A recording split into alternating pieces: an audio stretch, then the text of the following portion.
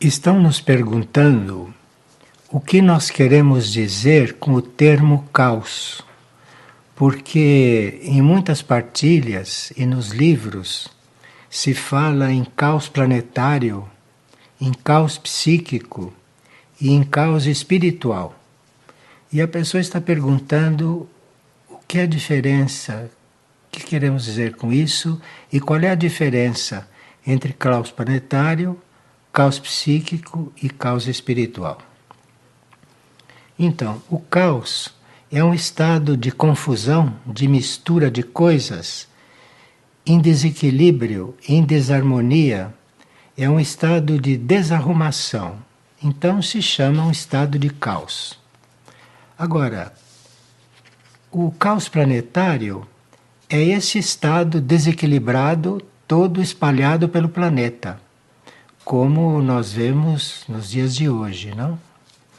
Agora, o caos psíquico não diz respeito ao planeta. O caos psíquico diz respeito no plano da mente e da alma humana.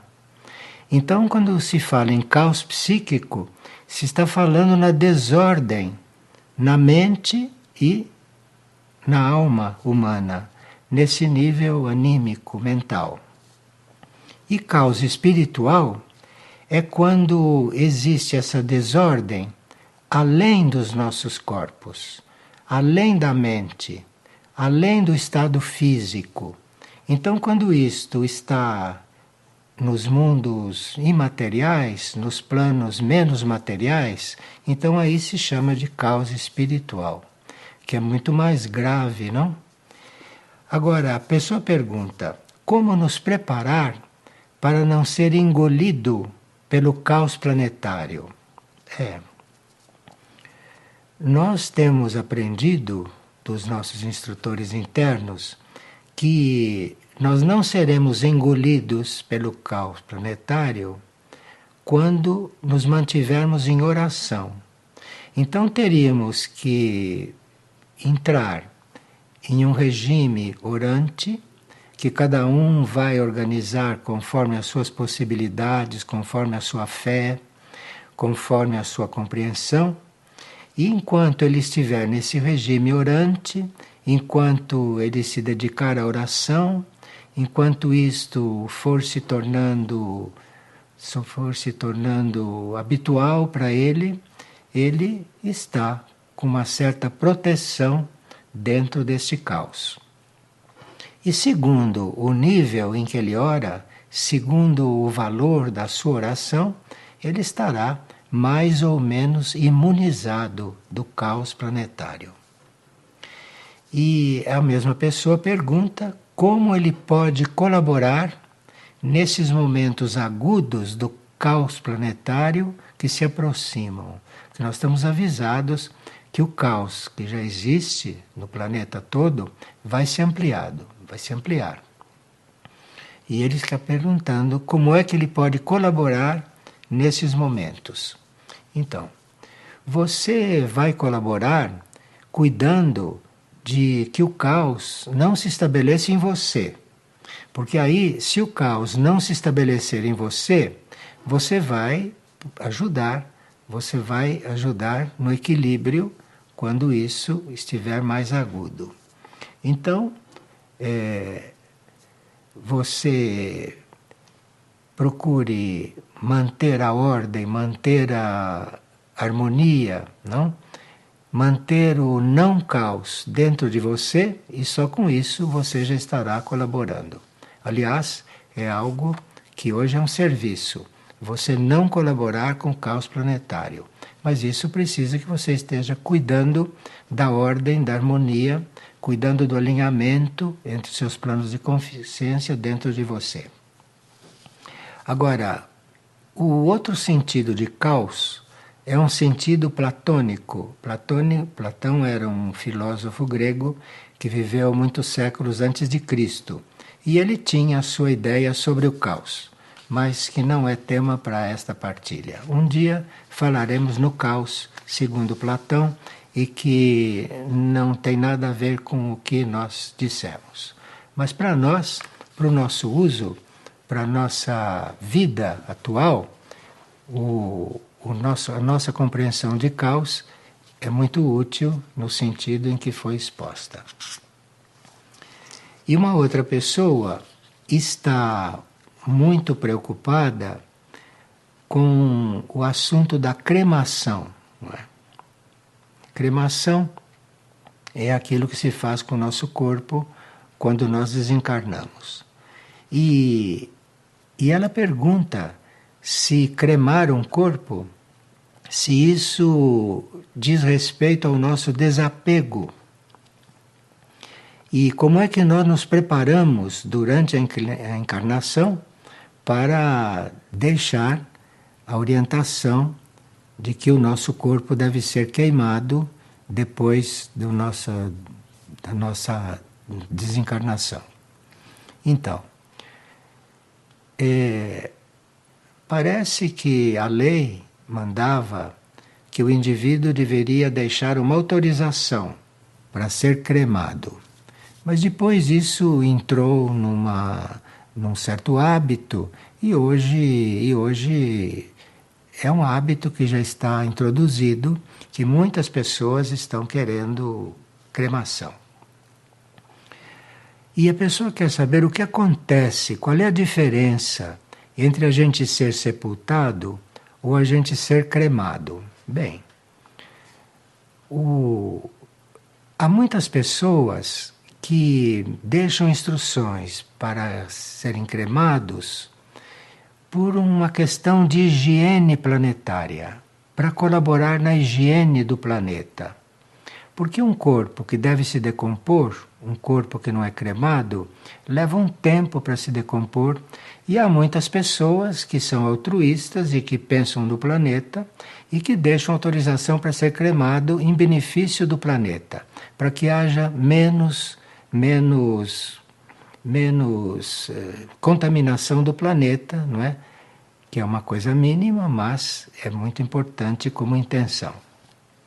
Agora, essa mesma pessoa pergunta, e é melhor que a pessoa deixe isso por escrito ou que a família decida? Bom, se a pessoa deixa isso por escrito, é melhor, porque é sinal que ela se preparou. A família decidindo, a família toma uma responsabilidade que pode ser uma coisa positiva para a família ou não, no seguinte sentido. Porque para se cremar uma pessoa, seria bom, se cremar o corpo, não de uma pessoa, seria bom que passasse um número de horas suficiente. E existe uma lei, não é, que a gente não pode sepultar antes de um certo número de horas, mas se a pessoa for muito apegada à vida, se a pessoa for muito ambiciosa, ou se a pessoa tiver muitos desejos descontrolados, é sempre melhor, se ela for apegada à vida, enfim, será melhor deixar um pouco mais, para que, havendo a cremação, toda a parte psíquica, toda a parte dos planos, dos corpos sutis, já tenham se desligado do corpo. É bom que o corpo esteja completamente desocupado se for ser cremado.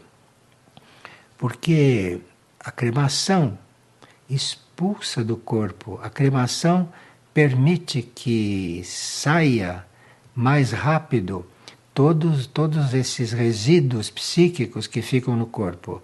De forma que a cremação possibilita uma agilização da sua saída do corpo.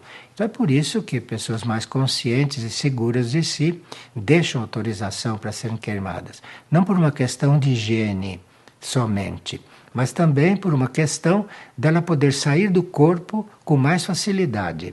Porque durante a cremação o que ficou no corpo é praticamente expulso. E isso quem quer se liberar, quem quer fazer uma vida do outro lado, o quanto antes acontece isso é melhor. E o quanto mais facilmente acontece isso é melhor.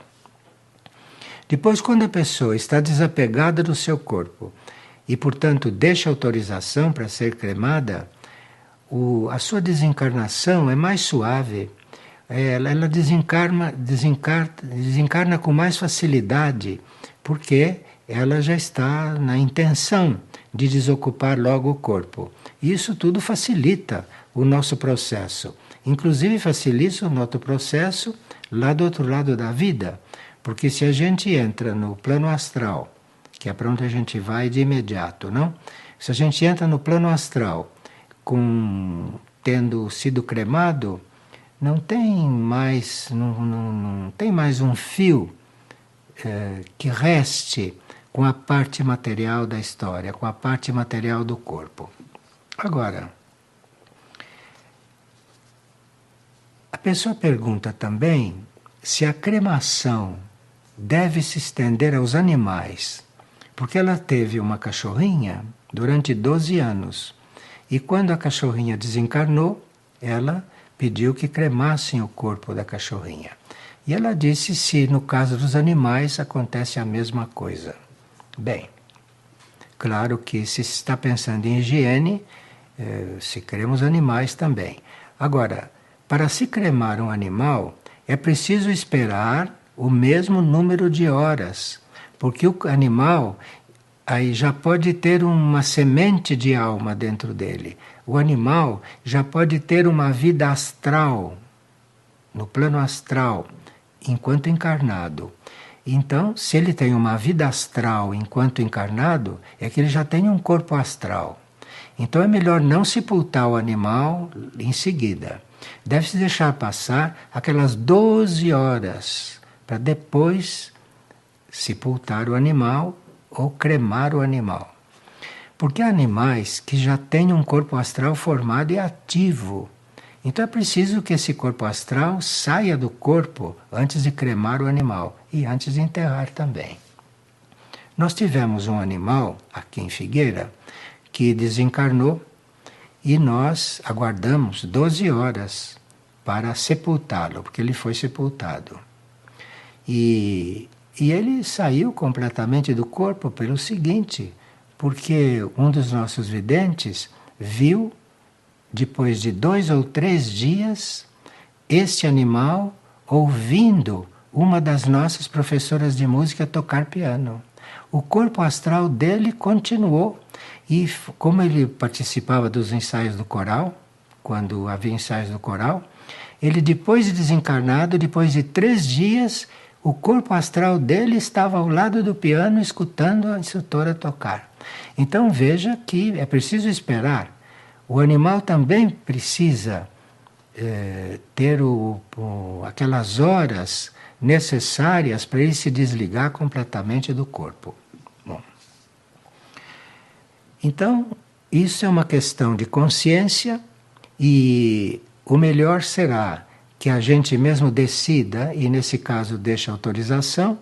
Agora, se a família se antecipar em decidir isto sem que você ter sido consultado ou sem que você ter deixado nada, isso pode ser muito bom, porque ela pode ser lembrado de algo desde que ela espere as horas regulamentares, não? As horas que se prevê.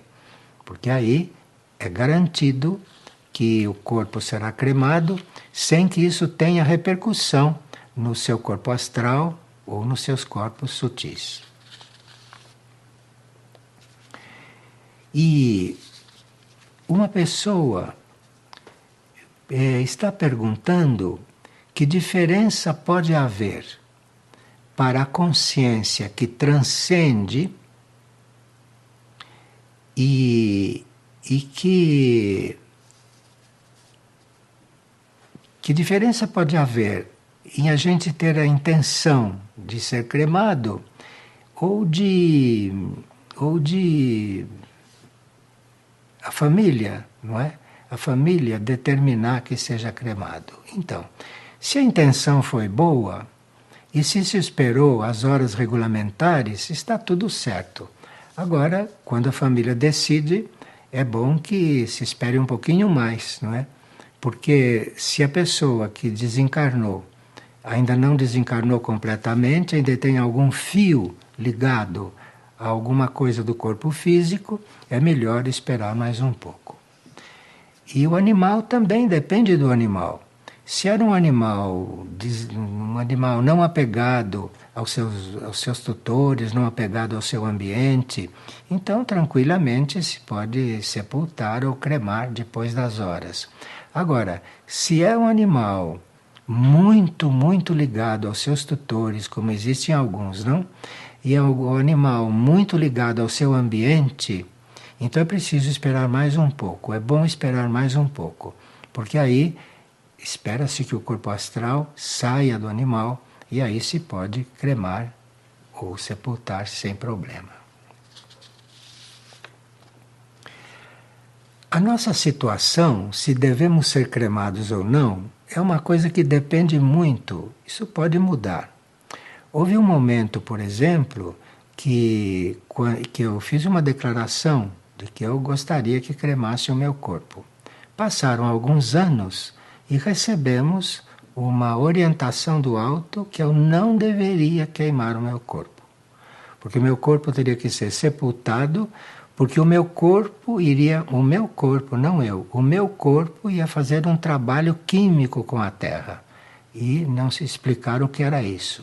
Então, no mesmo momento, eu anulei a minha declaração de que queria ser cremado. Anulei isto. Mas depois, isto passou e parece que hoje eu posso optar por uma coisa ou outra. Porque alguma situação a qual eu estava coligado mudou. Então, a gente não pode ser muito radical nesse assunto. Hoje, por exemplo, eu não sei se eu devo deixar autorização para ser cremado ou se eu devo pedir para ser sepultado. Hoje eu não sei. Espero ter claro isso. Isso é uma coisa importante e é bom mesmo que as pessoas pensem nisso, porque isto tem uma certa influência depois da desencarnação. Nós nos sentimos muito mais livres se formos cremados. Nos sentimos muito mais livres e o corpo se desocupa com muito mais rapidez, o que é muito bom. E se formos cremados, é também uma oferta para a Terra ser um pouco mais higienizada. Bem, agora uma pessoa fez várias perguntas e disse o seguinte: eu ainda não compreendo o que é energia criativa. E eu gostaria de saber o que é energia criativa e como usá-la adequadamente. Então, quando nós estamos empregando a nossa energia na realização do plano evolutivo, então aquela energia se torna criativa. Porque eu estou empregando a minha energia no plano evolutivo. Então, isso é uma energia criativa. E como utilizá-la adequadamente? À medida que você vai empregando a sua energia no plano evolutivo, você vai tendo intuição e clareza de como aperfeiçoar aquilo. Mas a energia se torna criativa é quando ela é empregada no plano evolutivo e não empregada em coisas que não são evolutivas. E ela pergunta: o que são a energia sexual e a energia monetária? Existe ligação entre elas? Bom, o que nós chamamos de energia sexual é a nossa energia reprodutiva e a nossa energia mais material, que está, em princípio, originariamente na base da coluna.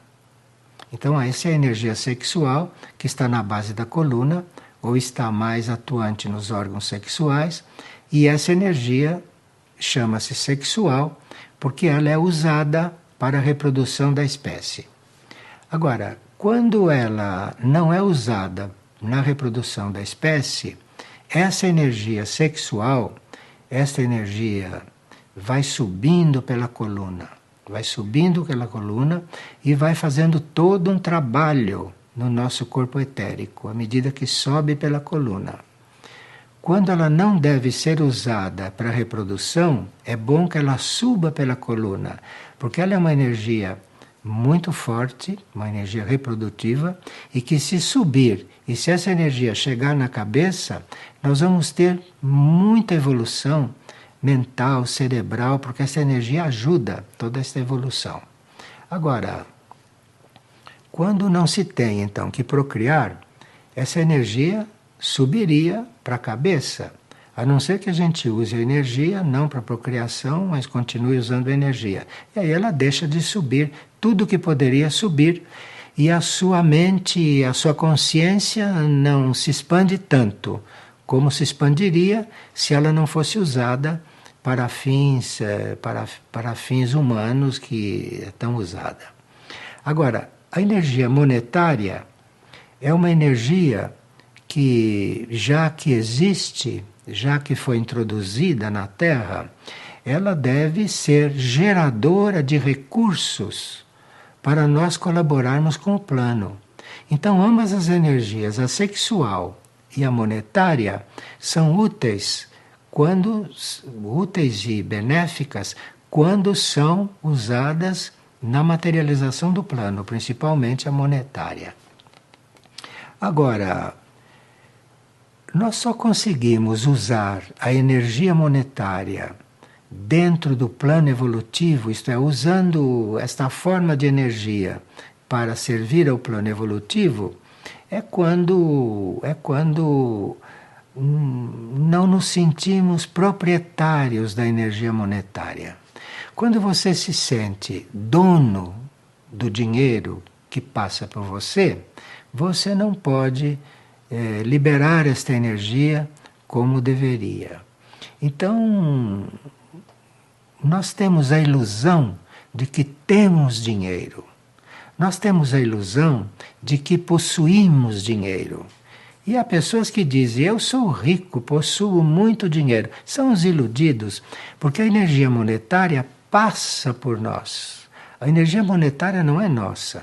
Ela passa por nós e, dependendo da forma como nós a usamos, vai ser a nossa maior ou menor liberdade diante dessa energia, que é muito característica para manter os homens apegados a tanta coisa. A energia monetária é uma faca de dois gumes, não? E em certos casos, para a alma do indivíduo, para o espírito do indivíduo, é melhor que ele tenha carência de energia monetária do que tenha excesso de energia monetária. Se ele não sabe usar a energia monetária, para a alma é melhor que ele seja um carente. Agora, aqui na Terra não se pensa assim, e as pessoas chegam até a acumular energia monetária. Chegam até a acumular. Toda energia monetária acumulada é energia monetária que não está sendo posta para circulação. Então é o oposto do que se deve fazer com a energia monetária. A energia monetária não foi criada para se acumular. A energia monetária foi criada para circular. Então quem a acumula está fora de uma lei básica. Agora, quem criou a ideia de fazer moedas e de criar o dinheiro, isso tudo já foi obra das forças involutivas. Porque a ideia da criação não era que existisse nada disso. A ideia da criação é que o ser humano, as almas, vivessem em um sistema de trocas, de permutas, de um servir ao outro, de um dar ao outro o que o outro precisa, sem haver dinheiro. Mas isto foi uma utopia, e quando as forças involutivas introduziram isto na Terra, o que seria uma grande prova para as almas todas, não?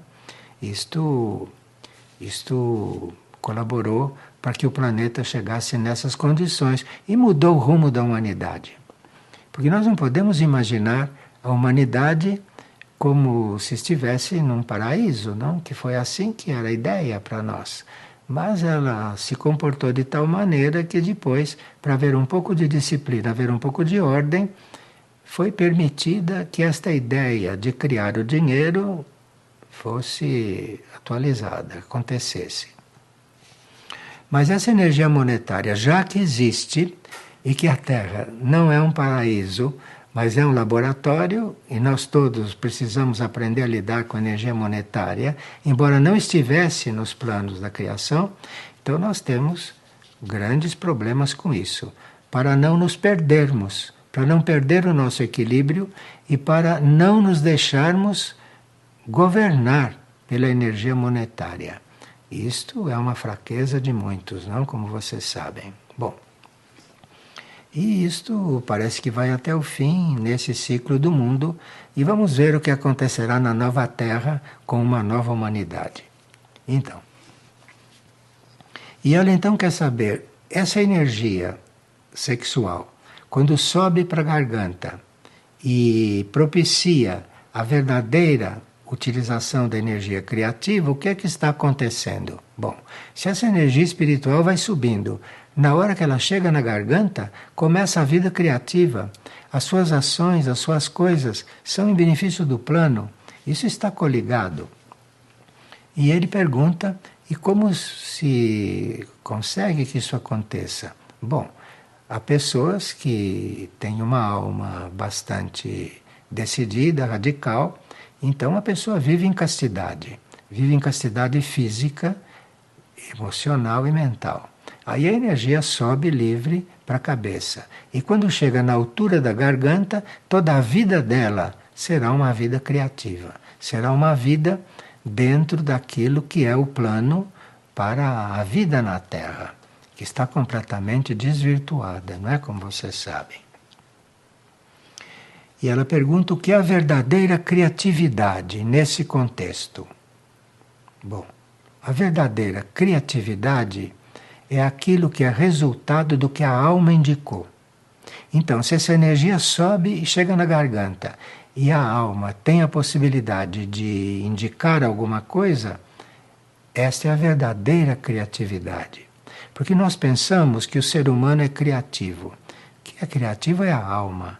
E se a alma não chega, se essa energia não chega a subir na garganta e a alma usá-la, nós não podemos ter uma vida criativa.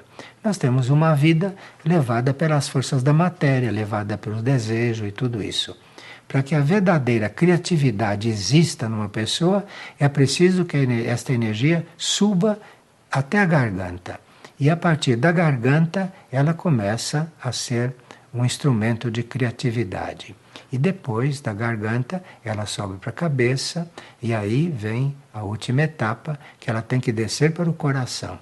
E aí, usada pelo coração preparado e maduro, ela não vai errar nunca. Então, vai ser um ser bem criativo, quando a sua energia está no coração. E a pessoa pergunta, o que é estar neutro em relação ao dinheiro? Bem, estar neutro é você nunca se sentir dono do dinheiro. Você ter o dinheiro para usá-lo como da melhor forma, não é? E saber que o dinheiro passa por nós, mas o dinheiro não é nosso. Tanto assim que quando você menos espera, você perde tudo. De forma que é preciso estar neutro diante dessa energia para não ficar muito coligado com ela e deixar que quando ela chegue, você emprega e deixa que ela passe.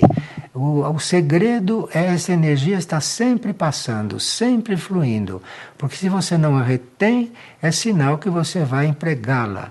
E se é que se pode chamar energia monetária de sadia, ela vai ficando sadia à medida que flui, à medida que circula. E se circulasse, não é? Não havia pobres e ricos, não havia nada disso. Mas o verdadeiro motivo para haver pobres e ricos não é só esse. A pobreza e a riqueza são coisas kármicas que precisariam um estudo mais aprofundado. Mas, do ponto de vista da energia monetária, é muito bom se estar conversando essas coisas. E o que é não ter ambição? É uma pessoa que está se trabalhando muito, hein? O que é não ter ambição? Se você trabalha sem ter desejos, se você trabalha não por desejo, se você trabalha porque o trabalho é necessário, porque o trabalho é válido, porque o trabalho é preciso que exista, então, se você consegue trabalhar livre, sem ter desejos, né?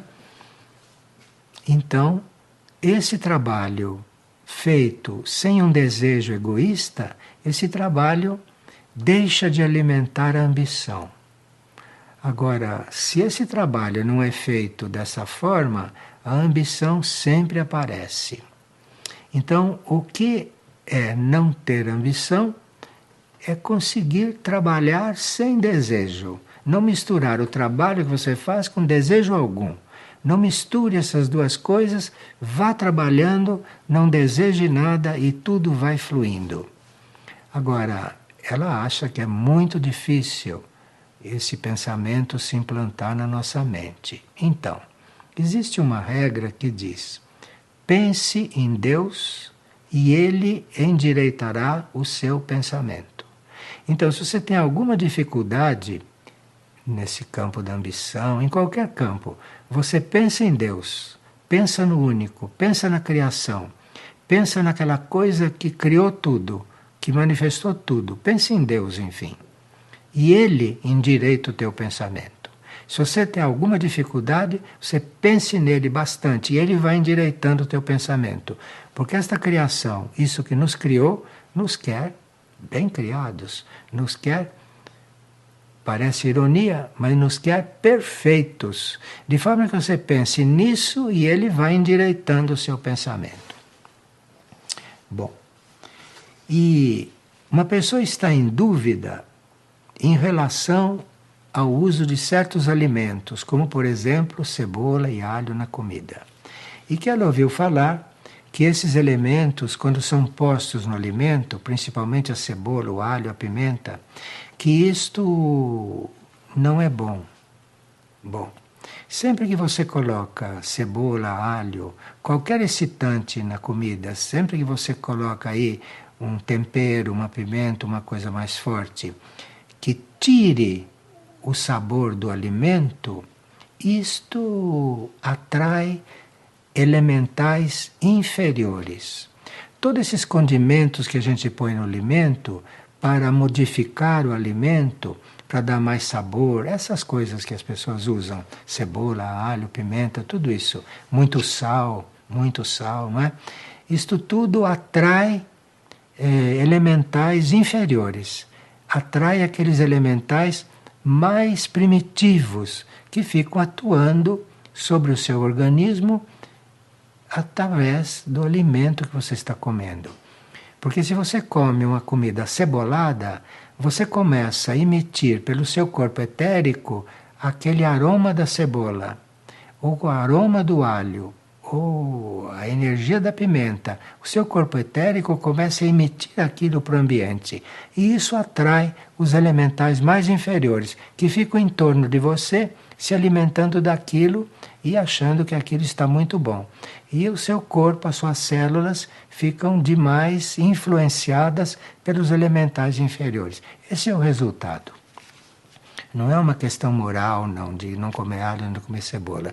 É uma questão de não atrair elementais inferiores durante a sua digestão ou durante aquilo que você emana com o seu corpo. Isso serve também para o álcool. Você emanando o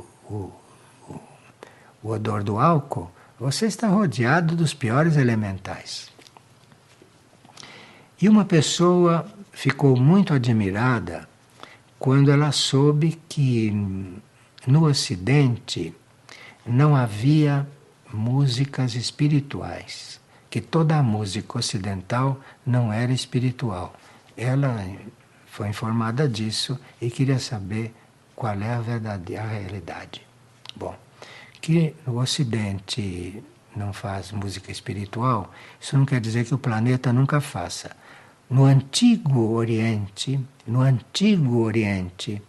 quando a flauta era muito usada, no Antigo Oriente, ali foi o único lugar, a única região onde surgia a música espiritual. No Ocidente, a música espiritual, segundo um ser muito avançado, que não era terrestre, era um ser de Sírios, que foi filósofo aqui na Terra. Ele disse que, e portanto, lá em Sírios, na estrela Sírios, se sabe, não, o que é coisa espiritual. Então ele disse que no Ocidente só houve música espiritual no coral da Nona Sinfonia de Beethoven e em alguns trechos de Mendelssohn. Que todo o resto da música clássica ocidental não é espiritual. Aí se perguntou por quê? Diz porque para produzir música espiritual precisa que o indivíduo esteja em contato com o plano espiritual. E, infelizmente, os grandes musicistas do Ocidente, inclusive os clássicos, nem sempre estavam em contato com o plano espiritual porque não faziam vida espiritual. Então você pode pegar a biografia dos maiores, que são considerados os maiores compositores do Ocidente. E pela biografia você vê que eles não faziam vida espiritual. Estavam um pouco longe da vida espiritual e, portanto, segundo esse siriano, que era de Sírios, dizia que na música terrestre só existia o espiritual quando havia música oriental nesse sentido. Agora, isto foi uma coisa um pouco radical no sentido siriano, não é? No sentido do que é harmonia, do que é arte em Sírios. Agora, sabe-se que houve já muitas tentativas de fazer música diferente aqui no Ocidente. O Papa Gregório criou o canto gregoriano. No canto gregoriano existem sinais de vida espiritual. Mas também depende de quem está cantando. Se o monge que está cantando não tem coligação espiritual, o canto gregoriano não tem vibração espiritual. Depende de sempre quem executa. Então, claro que o canto gregoriano instalado nos monastérios por Papa Gregório, esse canto gregoriano podia ter momentos que não fosse espiritual, porque os monges podiam não ser tão harmoniosos, não podiam ser tão purificados a ponto de fazerem uma música, cantarem espiritualmente. Enfim, a música espiritual começa a existir, começa a estar presente quando quem a está executando, ou cantando, ou produzindo, tem contato com o nível espiritual. Senão não é música espiritual. Então é nesse sentido que o siriano talvez falasse. Agora, mesma pessoa pergunta: como deve ser a relação entre pais e filhos hoje em dia? E ela diz: como mãe de adultos, estou muito admirada com a diferença do meu tempo. Parece que os filhos hoje são egoístas, desrespeitosos e sem nenhum senso de comunidade familiar. E que ela não entende o que está acontecendo. Bom, todas as almas que estão encarnando nesta época, elas receberam um impulso, antes de encarnar, muito diferentes das almas que encarnavam antigamente, como a sua, por exemplo. Quando você encarnou, você teve um certo tipo de impulso. Um impulso que era mais tradicional, um impulso que era mais para continuar uma civilização, continuar uma cultura, continuar um certo tipo de espiritualidade. Os que estão nascendo agora não estão recebendo o mesmo impulso. Os que estão nascendo agora estão nascendo com um impulso que os leva a transformar a vida sobre a Terra. Acontece que eles estão com esse impulso e, como não estão suficientemente purificados na alma, na mente, nos corpos, enfim, eles tomaram este impulso por transformar a vida, transformaram isso e tomaram isso como atos de rebeldia. De forma que o que você sente na sua casa com seus filhos são atos de rebeldia. É sinal que eles receberam um impulso para viver diferente de você, mas que interpretaram isso como serem rebeldes. E com isso, provavelmente estão perdendo uma grande oportunidade de irem transformando a Terra. Porque realmente a grande maioria das almas de hoje estão nascendo com um impulso para fazer uma vida diferente. Mas acontece que eles encontram uma civilização estratificada, num certo tipo de vida, tipo que não é mais bem essa vida. Mas eles interpretam isso como rebeldia e transformam-se em seres que estão aí contestando as coisas. Podiam estar fazendo uma vida criativa se estivessem mais concentrados e pudessem compreender melhor esse impulso de transformar as coisas. Então eu não estou dizendo que você criou seus filhos erradamente. Estou dizendo que a maneira de criar um filho hoje não é mais como se fazia antigamente. Mas é uma prova, tanto para os filhos como também para os pais. E até que a humanidade compreenda isso, talvez passe um tempo. Mas aí deve acontecer alguma coisa que coloque isto tudo em ordem. Bom. Aqui uma pessoa diz que gostaria muito de nos conhecer aqui em Figueira. Gostaria muito de estar conosco, não é? E que ela gostaria de saber o que ela pode fazer melhor na vida dela. Bem, se você quer fazer algo melhor na sua vida, comece por orar. Você comece por orar. Faça uma vida de oração, introduza a oração nos seus hábitos, porque aí a oração vai inspirar você e pode até te ajudar a você fazer uma vida melhor. Mas se você quiser estar segura, você comece a orar e adquira o hábito de orar. E quando orar, faça isso em intenção, em fazer a vida que você gostaria de fazer como alma. Porque, em geral, a vida que a gente quer fazer pode não ser a vida correta. Então você ore, ore, ore, ore pelo planeta, ore pelos pobres, ore por tantos motivos, não é? Ore para você fazer a vontade superior e aí começará uma mudança em você. Você vai ver.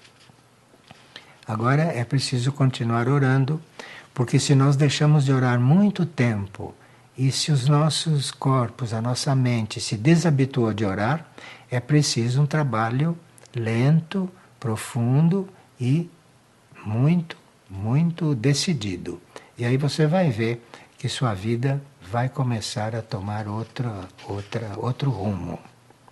Agora, quando orar, não peça para que aconteça alguma coisa na sua vida, porque a oração tem força e pode acontecer na sua vida uma coisa que não seria o melhor. Você, quando ore, ofereça essa oração para que você tenha a luz do que fazer na vida. Não diga o que você quer, você peça a luz para viver como deve, para viver como você tem que viver. Você vai ver que a oração vai ajudar muito. E aqui uma pessoa diz que tem uma dúvida profunda sobre o sofrimento dos animais neste planeta. Ela, por exemplo, diz que compreende por que a humanidade sofre, porque a humanidade mesma é que cria, não as suas situações. Mas ela pergunta, e os animais? Os animais sofrem porque nós os fazemos sofrer. Como é isso? Ela não entende isto. Que ela pode justificar o sofrimento humano, mas ela não vê nos animais razão para sofrerem tanto. Bom, a ignorância humana do que são os reinos da natureza e a ignorância humana da sua participação na evolução dos reinos da natureza é uma ignorância muito grande. Então, a humanidade não tem a noção de qual é o papel dela diante dos reinos da natureza. A humanidade ignora como é que ela deve estar diante dos reinos da natureza para colaborar na evolução dos reinos da natureza. E come os animais, como você sabe, né? Chega a comer os animais e extrair dos animais uma porção de produtos que ela não necessitaria se usasse o reino mineral, o reino vegetal. Não precisaria usar o reino animal para isso. Não? O reino animal está aqui para ser bem conduzido pelo reino humano, de forma que o reino animal comece a ter dentro de si uma alma, em cada animal, e não ser destruído pelo reino humano. Então essa é uma das causas do sofrimento do reino animal. É o que o reino humano faz com eles. Agora, A outra causa é o karma da vida animal. Assim como nós temos um karma da vida humana, os animais também têm o karma da vida animal. Porque os animais nem sempre foram esses animais domésticos que nós conhecemos hoje. Na pré-história, os animais eram muito diferentes do que são hoje. E era tudo reino animal. Então, esse reino traz um karma. E nós deveríamos ter consciência de não sobrecarregarmos este karma, mas de tratar de ajudar, de liberá-los desse karma. E se nós ajudássemos os animais a serem liberados do próprio karma, nós seríamos ajudados muito mais a liberar do nosso karma. Porque existe uma lei que diz é dando que se recebe. Então você precisaria colaborar com o reino animal para ele ter um karma mais aliviado, não é? Para você ter o seu karma aliviado. Mas esse sofrimento do reino animal não está a causa dele somente na nossa ignorância, porque não sabemos como tratá-lo. Está também no karma deles. E claro que cada vez que você sacrifica um animal, aquele que ele manifesta, não como ódio, como protesto, aquilo vai sobrecarregar o karma dele. Então fica um círculo vicioso que vai precisar realmente uma grande purificação no planeta para que tudo isso se redimensione. Agora, se você começar a pensar em como você pode colaborar para que o sofrimento animal seja menor, você veja que rumo você toma, porque isso vai refletir também em você, vai refletir também no alívio do seu próprio sofrimento, que como reino humano você tem uma parte. E outra pessoa está perguntando qual é a diferença entre indiferença e neutralidade. Bom, indiferença é completamente diferente de neutralidade. A indiferença é um sentimento negativo. Quer dizer, você está indiferente, você está não interessado na criação. Você não está interessado naquilo que existe como modelo criador. Então, a indiferença é muito negativa, porque dentro de qualquer coisa que exista, dentro de tudo que existe, existe o positivo também. É que nós não conseguimos ver o positivo em uma coisa que é tida como negativa. E não conseguimos ver no positivo aquilo que é negativo. Nós estamos um pouco confusos nisso. Então, naquilo que, quando você está com indiferença por alguma coisa, você está numa posição negativa. Agora, quando você está neutro, quando você não está nem positivo nem negativo, você está neutro, você vai ver, é uma condição muito necessária para você colaborar mais com o seu próximo. Você vai colaborar muito mais com o seu próximo se você estiver neutro diante da situação dele, sem julgar a situação dele. E neutro também com respeito a qualquer coisa que você possa pensar daquilo. Então a neutralidade é uma condição para você poder fazer o bem para alguém. Se você não está neutro diante do assunto, você não está ajudando, você está reforçando alguma parte. Então, enquanto a indiferença é negativa, porque é a ausência de uma ação, mas a neutralidade é muito necessária para que você consiga ter uma ação correta. Sem neutralidade durante a sua ação está sempre carregada ou de negatividade ou de excesso de intenção, o que não é neutralidade. Você ter uma intenção em excesso, isso não é neutralidade, isso é muito desequilibrado. Você tem que ter uma atitude de neutralidade diante de tudo que você trata, porque aí você talvez não seja negativo e talvez não seja melhor do que você não pode ser. Então, a indiferença é para você evitar e a neutralidade é para você cultivar. Porque quanto mais neutro você estiver numa situação, mais você vai ajudar aquilo em um bom sentido.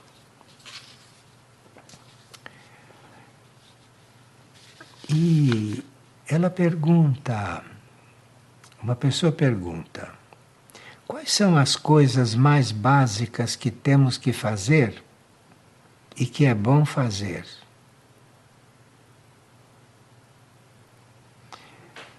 Olha, se você não alimentar os próprios desejos, você vai fazer aquilo que deve fazer, aquilo que pode fazer, sem carregar muito coisas que são inúteis.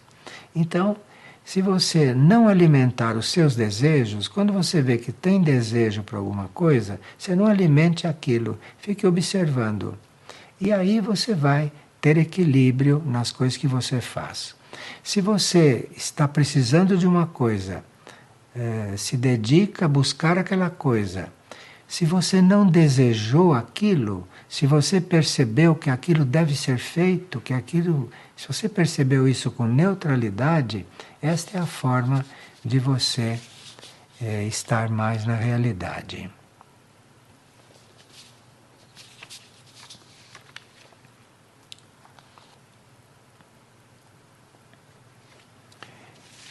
E aqui uma pessoa diz que se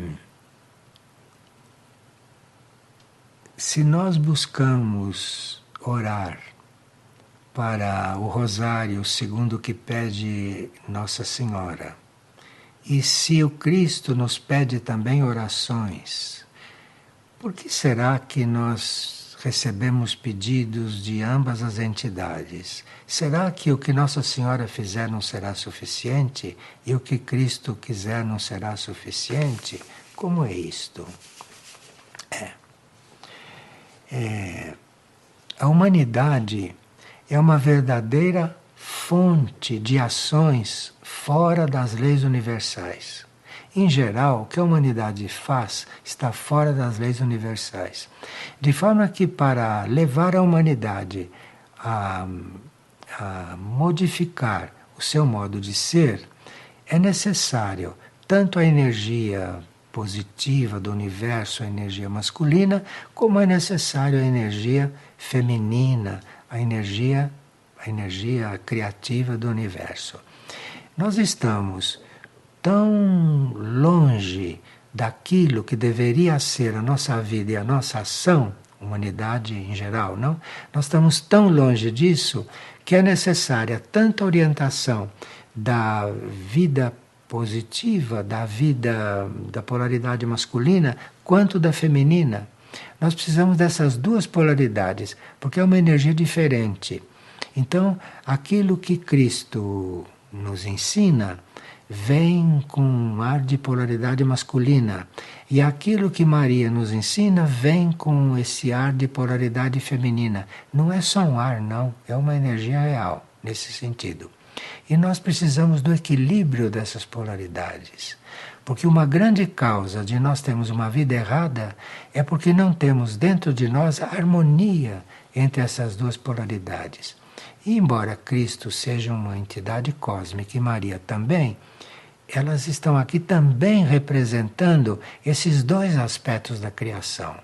Então nós não estaremos numa formação unilateral. Nós estamos sendo adestrados, estamos sendo conduzidos, estamos sendo ensinados pelo aspecto masculino da criação, como estamos sendo instruídos pelo aspecto feminino da criação. E assim teremos uma formação completa. Isto é uma coisa muito oculta, mas que está tanto no trabalho de Maria quanto no trabalho do Cristo. E se você procurar seguir os dois, você estará equilibrando esses dois aspectos da criação, sem os quais não haveria criação, não, como se sabe. E uma pessoa está perguntando como se dará a realização dessas 3.000 Ave Marias que que estão marcadas para acontecer em Figueira no dia 3 de novembro. Porque ele disse que em um dia não é suficiente para se fazer 3.000 Aves Marias. Um dia não basta para isso. Bom, para nós orarmos 3.000 Ave Marias em um dia, toma-se alguns cuidados e toma-se algumas providências. Primeira coisa é que a Ave Maria vai ser orada em latim. Então, o tempo que você leva para orar em latim é menor do que o tempo que você leva para orar em qualquer outra língua. Além disso, o dia de oração vai começar às 5 horas da manhã e vai terminar na madrugada do dia seguinte, de forma que há um espaço suficiente para você orar 3.000 Aves Marias em latim. Agora, você perguntará, mas eu não sei latim, não sei orar em latim, o que vou fazer aí? Você vem aqui porque aqui existe uma intenção e uma colocação de se fazer 3.000 Ave Marias. E mesmo que você venha aqui, não ore em latim e faça 50 Ave Marias, você está colaborando na intenção de fazermos 3.000. Cada um que vier aqui e passar as horas que quiser e puder orando, ele está contribuindo para que haja essas 3.000 Ave Marias. Nós já conseguimos fazer em grupo 1.000 Ave Marias em 6 horas. Portanto, poderemos chegar a 3.000 em um dia inteiro e mais uma manhã de um outro. Porque já temos essa experiência com as 1.000. Agora, nem todos que estão aqui para orar as 1.000 Ave Marias ou as 3.000 orarão na mesma velocidade. O importante é que haja 3.000 Ave Marias tendo sido ditas. Então você chega aqui e vai fazer o que você quiser, o que puder. Agora, se você na sua casa orar quantas Ave Marias quiser, no idioma que quiser, na intenção de estar se somando a essas 3.000 Ave Marias, elas estarão sendo somadas, compreende? Então vai ser sim possível, se Deus quiser, nós fazermos as 3.000 Ave Marias naquele dia, que será no dia 3 de novembro. E você, de onde quiser, pode daí fazer quantas quiser, em intenção que se some 3.000. E aqui estaremos com as 3.000 que foram pedidas, porque parece que essas 3.000 Ave Marias realizadas com o nosso coração, o nosso empenho, vão poder servir para que coisas importantes aconteçam.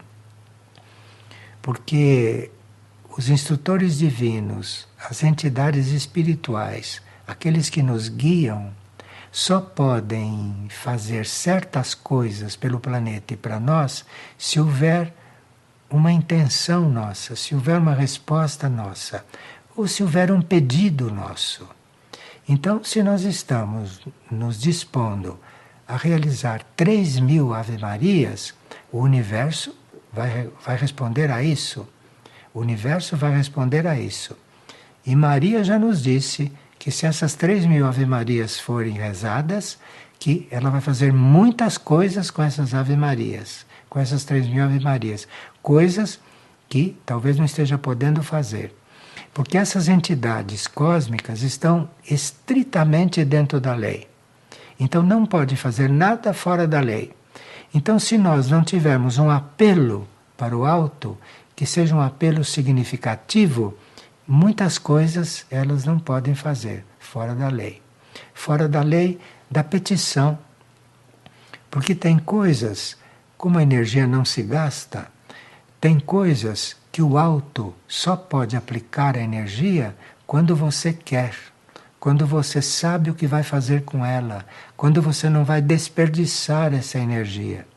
Então, se nós nos dispomos a organizar 3.000 Ave Marias, eu acredito que isso seja muito bem aceito, muito bem recebido, e o alto poderá fazer muitas coisas, acho que em benefício da paz mundial, que está muito por fazer. Há muita necessidade de paz no mundo. E só pode haver uma intervenção superior para que haja paz no mundo se alguém pedir paz, se alguém se oferecer para alguma coisa. Então nós estamos imaginando que essas 3.000 Aves Marias vão pesar na balança que deve equilibrar a paz no planeta. Isto é a nossa intenção e é para isso que nós estamos convidando. Agora, não pense que você vai chegar aqui às 5 horas da manhã, começar a rezar Ave Marias e irá até o dia seguinte. Não. Aqui há centenas de pessoas que vão se revezar nesse trabalho. Então, é possível que nós tenhamos até mais de 3.000, viu? Pode ser que a gente tenha até mais de 3.000 feitas. Obrigado pela atenção.